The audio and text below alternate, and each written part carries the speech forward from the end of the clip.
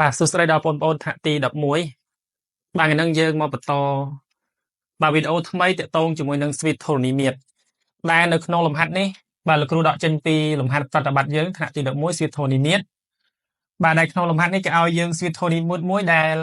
មានទូទី3ស្មើ4និងទូទី5ស្មើ36បន្តមកទៀតគេឲ្យយើងរក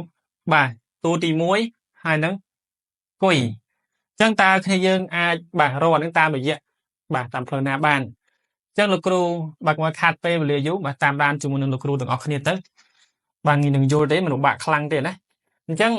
នៅក្នុងបំរាប់ប្រធានគេប្រាប់យើងថាអ៊ុយ3ស្មើនឹង4អញ្ចឹងនៅពេលហ្នឹងយើងអាចប្រើរមុននេះបានហើយព្រោះអញ្ចឹង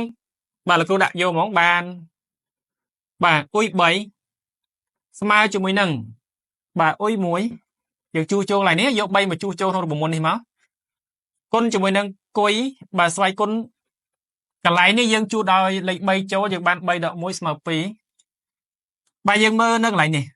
នៅកន្លែងនេះអ៊ុយ3របស់យើងនៅក្នុងបាទប្រធានគេប្រាប់ថាវាស្មើនឹង4អញ្ចឹងលោកគ្រូអាចសរសេរស្មើទៅជាបាទអ៊ុយ1គុណជាមួយនឹងគុយស្វ័យគុណបាទ2ស្មើជាមួយនឹង4លោកគ្រូដាក់វាថាសមីការ1ចុះណាសមីការ1បាទមួយទៀតគេឲ្យយើងអ៊ុយ5ស្មើនឹង36អញ្ចឹងលោកគ្រូយកលេខ5មកជួសក្នុងបាទរូបមន្តនេះមកអារូបមន្តទូទី n នេះលោកគ្រូបានអ៊ុយ5បាទស្មើជាមួយនឹងអញ្ចឹងជួសទៅយើងបានអ៊ុយ1គុណជាមួយនឹងគុយស្វ័យគុណ5ដក1នៅសល់4អញ្ចឹងយើងបាទយើងដឹងថាអ៊ុយ5នេះគេឲ្យយើងមកស្មើ36អញ្ចឹងបានអ៊ុយ1បាទគុណជាមួយនឹងគុយស្វ័យគុណ4ស្មើបាទស្មើប៉ុន្មានបាទស្មើ36ដាក់វាថាសមីការលើបាទសមីការទី2ណាបានប៉ុណ្ណេះបាទយើងមើលទេយើងបាន2សមីការដែលមានជាប់អញ្ញត្តិបាទអ៊ុយ1ហើយនឹងគុយដូចគ្នាអញ្ចឹងលោកគ្រូបាទយកសមីការទី1គ្រូទាញរកបាទអ៊ុយ1ដើម្បីយកមកជំនួសកន្លែងនេះបាទអ៊ុយ1អញ្ចឹងគ្រូយកសមីការទី1មកនិយាយអ៊ុយ1គុណនឹងគុយការ៉េស្មើជាមួយនឹង4អញ្ចឹងទាញរកអ៊ុយ1មកអញ្ចឹងនាំមកអ៊ុយ1ស្មើជាមួយនឹងបាទ4នៅលើគុយការ៉េយើងយកអានេះយកអាអ៊ុយ1ស្មើជាមួយនឹង4នៅលើគុយការ៉េនេះមកជំនួសក្នុងសមីការ2បាទជួសក្នុងសមីការ2ណា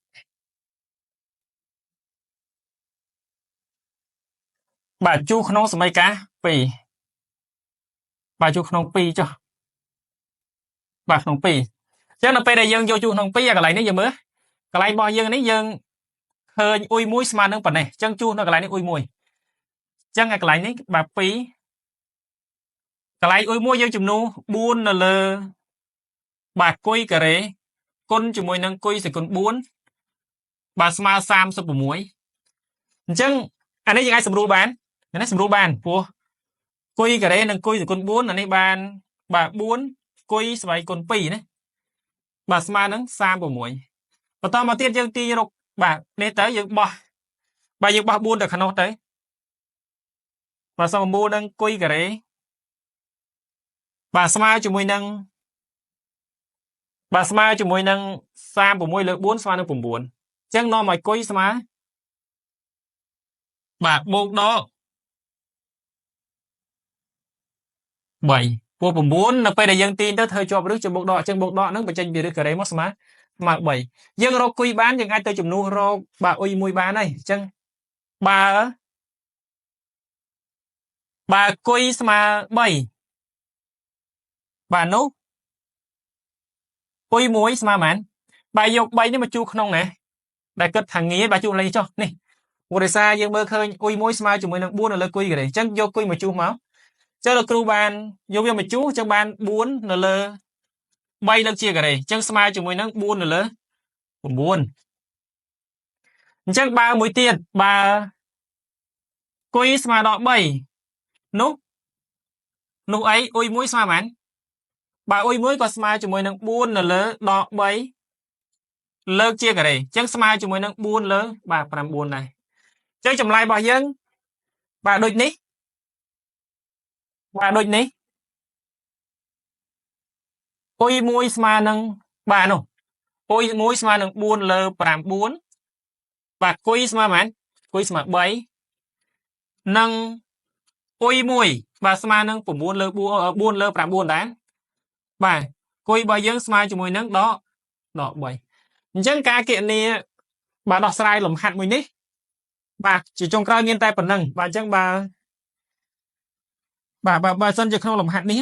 បើយើងអត់ដឹងផ្លូវដែរទេរៀងពិបាកបន្តិចណាមិនពិបាកខ្លាំងទេបាទមកល្មមអញ្ចឹងលោកគ្រូមានតែប៉ុណ្្នឹងណាអរគុណចំណាប់បងប្អូនទី1ណា